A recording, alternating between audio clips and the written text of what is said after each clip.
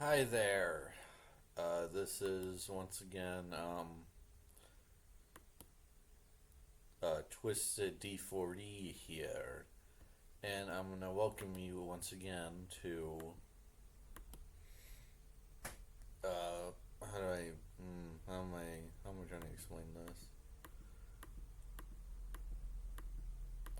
I'm welcoming you to another reaction video from horror stories, and this one is about a story that I've already kind of heard about from another channel called Savox, which I'll make sure to link both down below, both channels, Horror Stories on Savox, because that's how I heard this story originally. And this story is about Marvin and Ethel Brandland from Fort Dodge, Iowa. So, yeah, let's just get into it.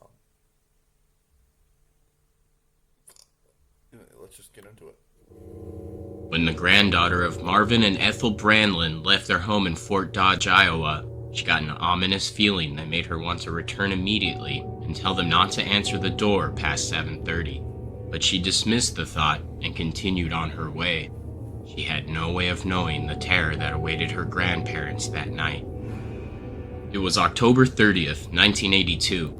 Marvin and Ethel had spent the night handing out candy to trick-or-treaters when someone approached the door wearing a pillowcase with two holes cut out for eyes. The masked figure spoke. "Trick or treat, give me your money or I'll shoot." Ethel Brandlin thought it was just a prank, possibly played by her granddaughter that had left just minutes ago.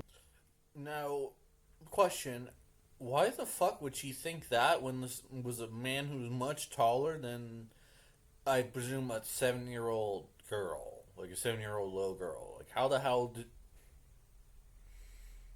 Unless she was on, unless this Ethel's granddaughter is on stilts or something. Otherwise, I don't think. So she reached to pull the mask off.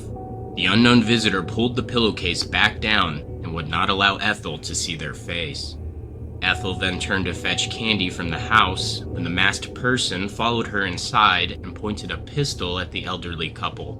The gun-wielding thief wanted the Brandlins to lead the way down to the basement where they had a safe. Few knew about the safe, mostly family members. Before they had reached the basement, Marvin, a World War II veteran, decided he was done with the prank and reached out to grab the gun. That's when the masked assailant fired a bullet into Marvin's throat. The gunman then tore his mask off and threw it on the ground before running off into the night. Marvin was rushed to Trinity Regional Hospital and then airlifted to another hospital, but unfortunately, Marvin Clarence Brandlin died on the operating table in the early morning hours of October 31st, 1982. He was 69 years old at the time of his death. The Brandlin family are certain they know who killed Marvin. They say it was a man that was an acquaintance of the family, and that he bragged to the family about his misdeeds after killing Marvin. Due to lack of evidence, no arrest could be made, and this suspect has never been named to the public. Ethel Brandlin gave a description of the killer to police and said he was about 5'8", with blonde hair and blue eyes. She also said the man appeared to be between the ages of 16 and 20. After the loss of her husband, Ethel Brandlin became deeply depressed and suffered a breakdown on Thanksgiving Day.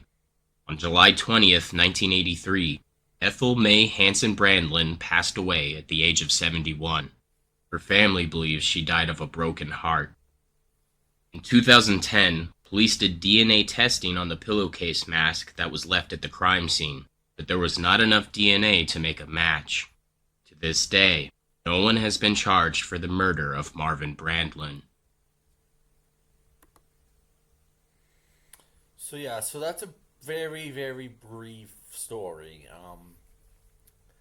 And as mentioned, for some reason the family claims that they know who did it, but yet they haven't said anything or haven't fully come out with it. And then that's what led to what I feel like is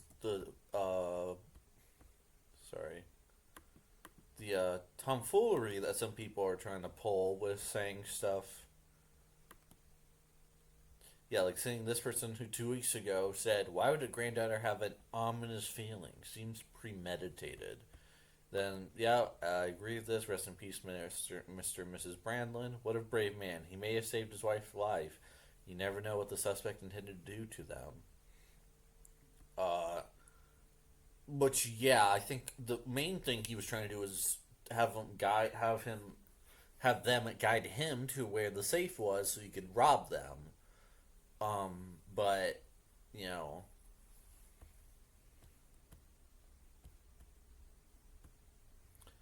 yeah. And then this person who said, if the family knew about it and refused to make it public, then clearly they're related in some capacity.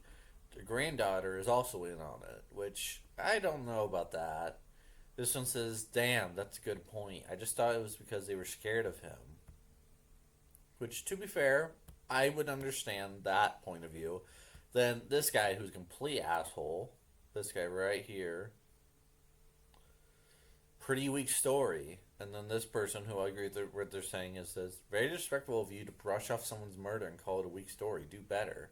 But apparently this person said, Rob S said, yeah, it was disrespectful. That was the whole point, dumbass. And then this person responded saying, I'm very sorry you're miserable. Also coming from someone who pays. That was someone from the first story, first reply, I should say. Yeah, this one I completely agree with. This is a lot of unsolved murder stories lately. Makes you realize just how easily people can get away with murder, literally. This person again, another message I agree with says, "Nice video horror stories. It's sad that the Brandlands never got the justice they deserved."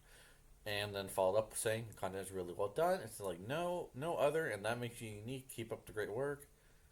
And then horror stories responded saying, "Agreed. They deserved justice. I appreciate your support. Thank you." So that's pretty much it. That's pretty much the whole part of it. If that makes any. Yeah, that's pretty much it. So yeah, I hope you all enjoyed that.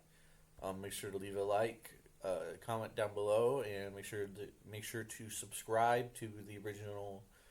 Subscribe to my channel. Subscribe to Savux, who again I will link. I'll link his channel. I'll try to see if I can remember the video I remembered this story and initially being in, or the initial time I heard this story. And then also, obviously, you subscribe to Horror Stories on YouTube and support him on Patreon. Have a good day.